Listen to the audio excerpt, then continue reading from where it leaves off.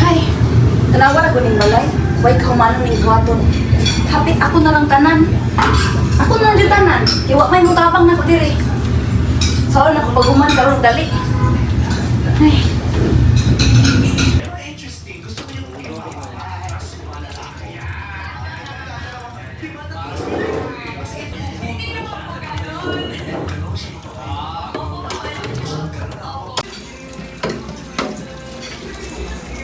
Sa to ako nadunggan, laram ka sa balay.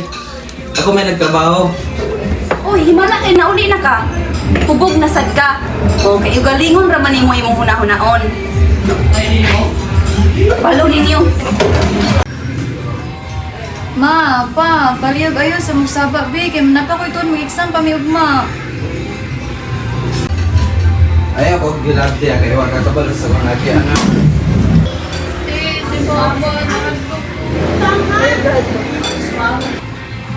Sapa, adlaw-adlaw na lang sigsaba muna si Maiko madlok na makigatubang og mga tabo.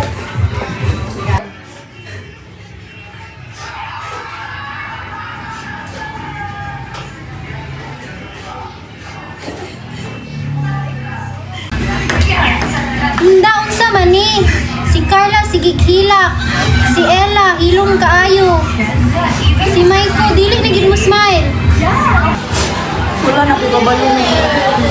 Kapoy na kaayo. Si Ken, si Kainom. Ako, per may masuko. Hapit na ko mahurot. Ug kada kasaba nimo, bisag wa kay tuyo, ang mga bata magsakit gihapon. Kamu ni Ken, kamu rang makaayo. Ug kamu pud ang nagpasakit. Wala ko kabantay, anak, pero maragsakto jud ka. Pagkahuman sa kasakit nga ilang nasinati, mas napamalandong ni Nanay Lenda ang tinuod nga epekto sa ilang panagbangi. Nasayod siya nga dili lang siya ang kapoy. Kapoy pod ang mga anak nga permi lang makadungog sa kasaba. Gusto na niyang mausab ang ilang panimalay. Busa, sa sunod nga adlaw, nagtigom sila sa sala. Si Aunt May ang nangulo sa istorya. Gikasabutan nga walay kasuko ug walay pagpasangil kundi pagpaminaw lang. Gihisgutan nila ang ilang gibate. Si Papa Ben nga karon wala na nahubog.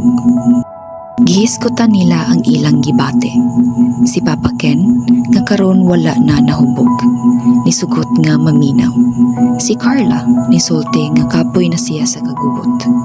O gusto lang siya og malinawon nga pamilya. Si Ella nisulti nga ang tanang problema pwede maistoryahan. Og si Miko sa unang higayon misulti og miingon. Dili na ko ganahan og kasaba. Hadlok kaayo ko ana. Nahilom ang tanan. Si Papa Ken mihilak ug miangkon sa iyang mga sayop. Si Nanay Landa misulti nga pasaylua siya sa kasuko nga ilang nasinati. Ug sa ilang pagsinabtanay, nakahimo sila og usa ka bag-ong sugod. Bisan og lisod ang panimalay nga puno sa hilak ug kasaba, kung adunay pagpaminaw, gugma ug pasaylo, mahimo kini nga usa ka panimalay nga hilom apan puno sa kahayag ug paglaom.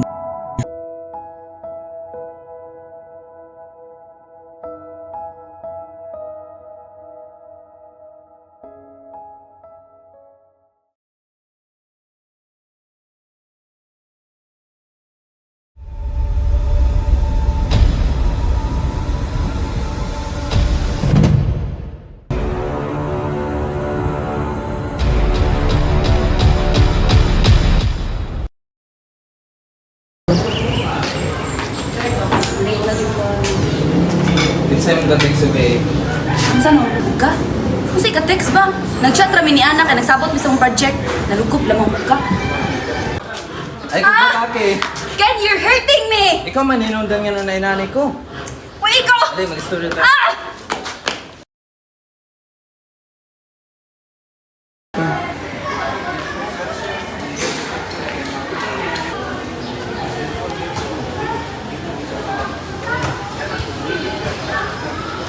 Cellphone ka.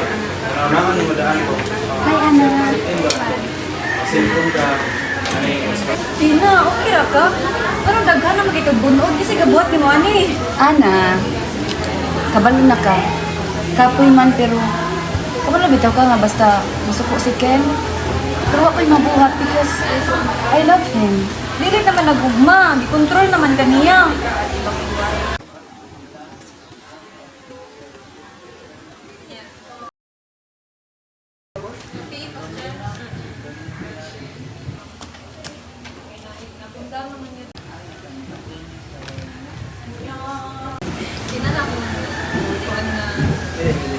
Ganyan, dito ka nga. Brighter na si Ana, basta mga upya ni Tina. Nagtuon siya nga perfecto siya pero pag ang birahi ra di ay Inibalik dito sa tindikan.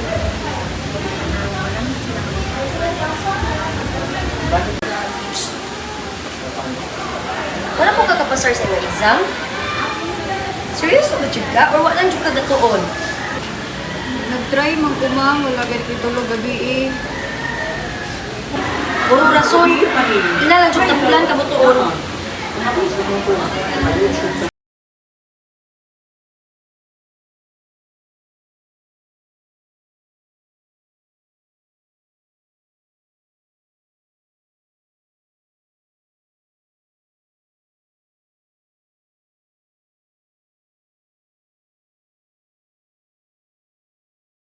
Would like to ask for your authorization. Papa kay ka kung concentrate.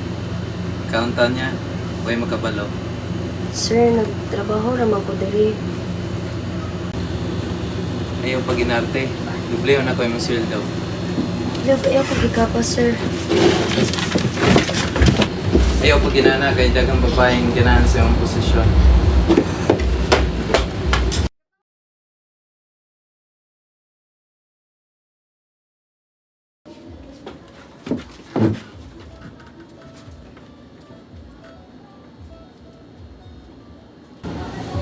Isog kayo ka man isulti. Karon pa lang tapuso na ni. Thank you, ma'am.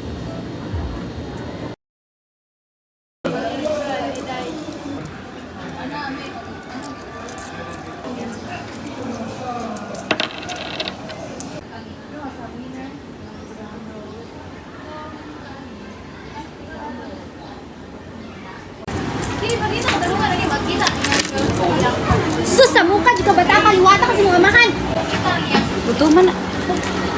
Pabigyan mo ka. Gusto ako ah.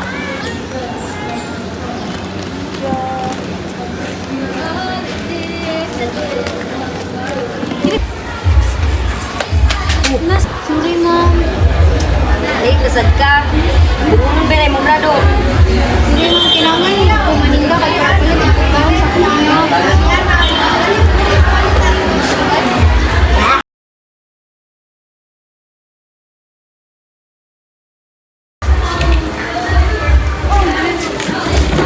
Okay ra ka? Nasugat mo ni ma'am sa... Sige lang, Linda. Amo nang tabangan ni Ana para mapugos si ma'am. Kasabot ko siya.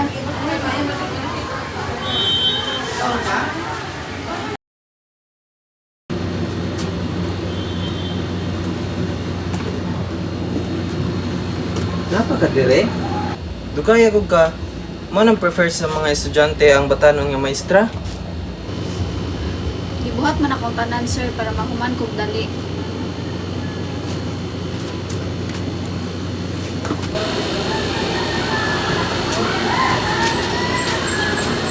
Ano, sa pa ba ka, sir? Saan mong tagikan? Ito oh. Iguang naman to siya. Inay ka mo deliver.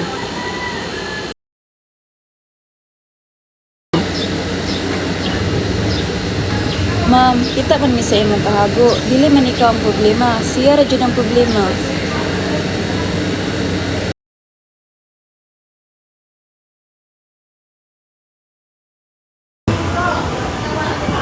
I experienced physical violence. I experience psychosocial violence. I experience economic abuse. I experience sexual violence. And I experience psychological pressure.